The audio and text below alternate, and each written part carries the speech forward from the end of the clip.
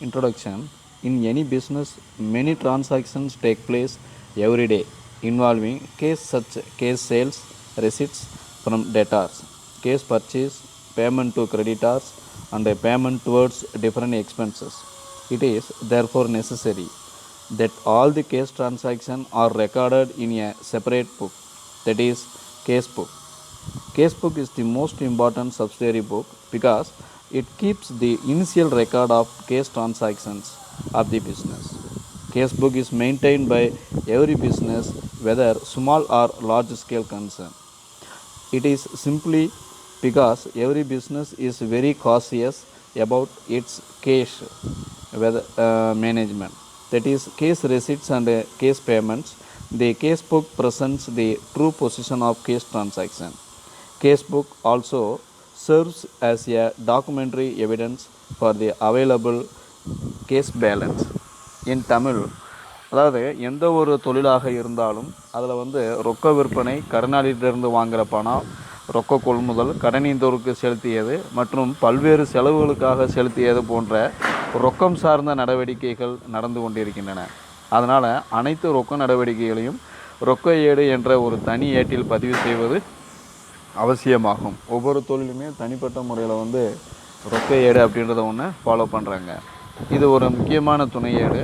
ஏன்னா ஒரு வணிகத்துடைய அல்லது ஒரு தொழிலினுடைய ரொக்க நடவடிக்கைகளை ஆரம்ப நிலையில் பதிவு செய்வதாகும். ஒவ்வொரு வணிகமும் அது சிறிய நிறுவனமாக இருந்தால் அல்லது பெரிய நிறுவனமாக இருந்தாலும் ரொக்க ஏட்டை பராமரிப்பது அவசியம். ஏன் அப்படின்னு கேட்டிங்கன்னா, ஒவ்வொரு தொழிலும் அதன் ரொக்க பெறுதல் மற்றும் ரொக்க செலுத்தல் என்ற ரொக்க மேலாண்மையில் கவனமாக இருக்கிறது. ரொக்க ஏடு ரொக்க நடவடிக்கைகளின் உண்மை நிலையை பிரதிபலிக்கிறது. அது மட்டும் இல்லாமல் ஜென்ரலாக பார்க்கும்போது இந்த ரொக்க ஏடு கேஸ் புக்கை பார்க்கும்போது இங்கே கேஸ் ட்ரான்சாக்ஷன் மட்டும்தான் வரும். பழையது ஏற்கனவே சப்சிடரி புக்கு 1 அதில் பார்க்கும்பொழுது கேஸ் இது purchase book, purchase return book, sales book, sales return book இதெல்லாம் பார்த்துருப்பீங்க. இதில் வந்து கிரெடிட் ட்ரான்சாக்ஷன் தான் நம்ம என்ட்ரு பண்ணுவோம். பட் கேஸ் புக்கை பொறுத்தளவில் only cash transaction are to be entered in cash book அப்படின்னு சொல்கிறாங்க. இதனுடைய மீனிங் அப்படின்னு பார்க்கும்பொழுது, cash book is the book in which only case transactions are recorded in the chronological order. The case book is the book of original entry or prime entry as case transactions are recorded for the first time in it. Case transaction here may include bank instructions also. Case receipts are recorded on the debit side while case payments are recorded on the credit side. இதனுடைய பொருள் என்ன அப்படின்னு பார்க்கும்பொழுது, இது ரொக்க நடவடிக்கைகள் மட்டும்தான் இதில் பதியப்பெறுகிறது. நாள் வரிசைப்படி பதியக்கூடிய ஒரு ரொக்க ஏடு ஆகும். ரொக்க நடவடிக்கைகள் முதல்ல ரொக்க ஏட்டில் பதியப்படுவதால் இது ஒரு முதல் மூலப்பதிவேடு, அதாவது பிரைம் லெட்ஜர், பிரைம் அக்கௌண்ட் அப்படின்னு சொல்கிறாங்க. அண்டு முதன்மை பதிவேடு பிரைம் அப்படின்னு சொல்கிறாங்க. முதன்மையான ஏடு இது ரொக்க ஏடு அப்படின்னு கருதப்படுகிறது. ரொக்க நடவடிக்கைகள் என்பது இங்கு வங்கி நடவடிக்கைகளையும் உள்ளடக்கியதாக இருக்கும். அதான் அந்த சிங்கிள் காலம் கேஸ் புக் அப்படின்னா கேஸ் ட்ரான்சாக்ஷன் மட்டும்தான் வரும். பட் பேங்க்கு இதில் இன்க்ளூட் ஆயிருந்துச்சு அப்படின்னா கேஸ் காலம் அண்டு பேங்க் காலம் நம்ம இது பண்ண வேண்டியும். இதுக்கு அடுத்தது பார்த்திங்க அப்படின்னா, டிஸ்கவுண்ட் ஏதாவது நம்ம வாங்கியிருந்தோம் அல்லது கொடுத்துருந்தோம் அப்படின்னு கேட்டிங்கன்னா அதுக்கு ஒரு காலம் தனியாக வந்து நம்ம டிவைட் பண்ணி பண்ணுறோம், அதை ப்ரொவைட் பண்ணி பண்ணுறோம். So single column cash book அப்படின்றது வந்து கேஸ் புக் மட்டும்தான் வரும். டபுள் காலம் கேஸ் புக்குங்கிறது வந்து cash account and bank account வரும். அதே போல் ட்ரிபிள் காலம் கேஸ் புக் அப்படின்னு பார்க்கும்பொழுது அதில் கேஸ் காலம், பேங்க் காலம் அண்டு டிஸ்கவுண்ட் காலம் 3 காலமே இதில் நம்ம ப்ரொவைட் பண்ணி அதுக்கு உண்டான அந்த டிரான்சாக்ஷனை அடிப்படையாக வச்சு நம்ம கணக்குகளை பதியப்படுகிறது அப்படின்னு சொன்னாங்க. தென் இந்த ரொக்க ஏடு ஒரு துணை ஏடு மற்றும் முதன்மை கணக்கு ஏடு அப்படின்னு சொல்கிறாங்க. Cash book a subsidiary book and a principal book of accounts. All the cash transaction are recorded in first in the cash book. It is therefore a subsidiary book. When case book is maintained, there is no need for preparing case account and a bank account in the ledger, because in the case book, case receipts and case payments are compared and the case and bank balances at the end of are arrived at. Thus, it serves as a ledger account also.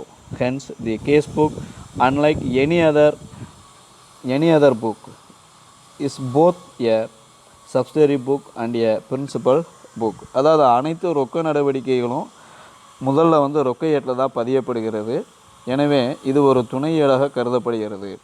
ரொக்க ஏடு பராமரிக்கும் போது தனியாக ரொக்க கணக்கு மற்றும் வங்கி கணக்கு பேரேட்டில் தயாரிக்க வேண்டியது இல்லை. ஏன்னா ரொக்க ஏட்டில் ரொக்க பெறுதல்களும் ரொக்க செலுத்தல்களும் ஒப்பிடப்பட்டு இறுதியில் ரொக்கம் மற்றும் வங்கி இருப்புகள் கணக்கிடப்படுகின்றன.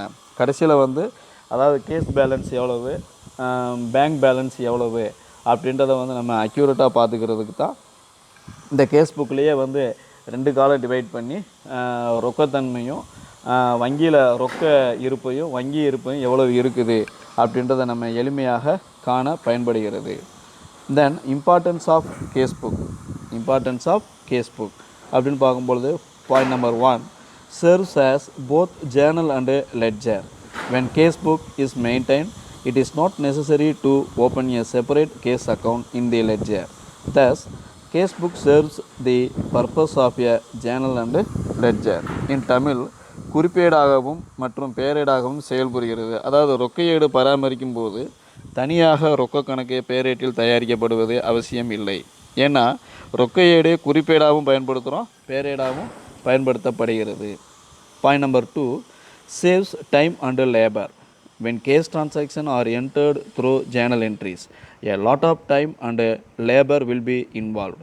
To avoid this, all case transactions are straightway recorded in the case book, which saves time and labor. அதாவது நேரத்தையும் உழைப்பையும் மிச்சப்படுத்துகிறது. ரொக்க நடவடிக்கைகளை குறிப்பேட்டில் பதிவு செய்யும் பொழுது அதிக நேரத்தையும் உழைப்பையும் எடுத்துக்கொள்கிறது. அதை குறைக்கிறதுக்கு தான் அனைத்து விதமான ரொக்க நடவடிக்கைகளும் ரொக்க ஏட்டில் நேரடியாக பதிகிறோம். இதனால் நேரமும் உழைப்பும் சேமிக்கப்படுகிறது அப்படின்னா. தென் point number 3 shows the case and bank balance.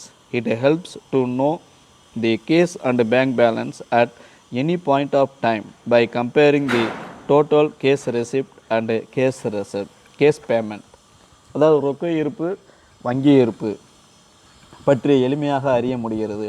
எந்த நேரத்துலையுமே மொத்த ரொக்க பொறுதல்களும் மொத்த ரொக்க செலுத்தல்களும் ஒப்பிட்டு பார்த்து ரொக்கம் மற்றும் வங்கி இருப்புகளை அறிய ரொக்க ஏடு உதவுகிறது. அதாவது அன்றாட தொழிலில் வந்து எவ்வளவு கேஸ் பேலன்ஸ் எவ்வளவு இருக்குது, பேங்க் பேலன்ஸ் எவ்வளோ இருக்குது அப்படின்றத நம்ம இந்த கேஸ் ரெஜிஸ்டர் வச்சு கேஸ் புக்கு வச்சு நம்ம எளிமையாக கண்டறிந்து கொள்ளலாம் அப்படின்றத சொல்கிறாங்க.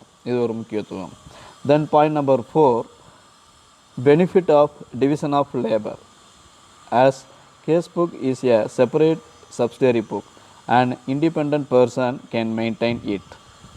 Hence, business can get the benefit of division of labor. அதாவது வேலை பகுப்பினுடைய பயன் ரொக்க ஏடு ஒரு தனி துணை ஏடாக செயலாற்றுவதால் அதனை தனிநபரால் பராமரிக்கப்படுகிறது. இதனால் வேலை பகுப்பு முறையின் நன்மையை வணிகம் பெறலாம் அப்படின்னு சொல்கிறாங்க.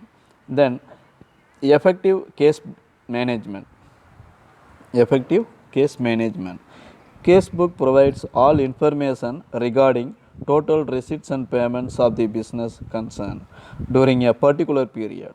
It helps in formulating effective policy for case management அப்படின்றாங்க. அதாவது ஒரு செயல் ஊக்கமுடைய ரொக்க மேலாண்மை அப்படின்னு சொல்கிறாங்க. செயல் ஊக்கமுடைய ரொக்க மேலாண்மை பின்பற்றப்படுகிறது. ஒரு வணிக நிறுவனத்தினுடைய ஒரு குறிப்பிட்ட காலத்திற்கான மொத்த ரொக்க பெறுதல்கள் மற்றும் செலுத்தல்கள் பற்றிய விவரங்களை ரொக்க ஏடு எளிமையாக காட்டுகிறது. அதனால் இது செயலூக்கமுடைய ரொக்க மேலாண்மை கொள்கையை உருவாக்க ரொக்க ஏடு உதவுகிறது அப்படின்றாங்க. Then prevents errors and frauds. Very important point. Prevents errors and frauds. Balance as per cash book and the balance in the case box can be compared daily. If there is any deficit or surplus, it can be found easily. It helps in preventing any fraud or error in case dealings. அதாவது எந்த ஒரு நிறுவனமாக இருந்தாலும் case book வந்து கரெக்டாக follow பண்ணிக்கிட்டு இருக்காங்க. இந்த கேஸ் புக் ஃபாலோ பண்ணுறதுனால நமக்கு முக்கியமான அது என்ன கிடைக்கிது அப்படின்னா, அதில் ஏற்படக்கூடிய தவறுகள் மோசடிகள் தவிர்க்கப்படுகிறது. ஏன்னா டே டு டே ஆக்டிவிட்டி வந்து பணம், அதாவது ரொக்கம் வாங்கியிருப்போம், ரொக்கம் கொடுத்துருப்போம். ரொக்க பெறுதல்கள், ரொக்க செலுத்தல்கள் சரியான முறையில் பதியப்பட்டு வந்துச்சுன்னா இதில் வந்து நம்ம மோசடிகளையும் தவறுகளையும் எளிமையாக தவிர்க்க முடியும் அப்படின்னு சொல்கிறாங்க.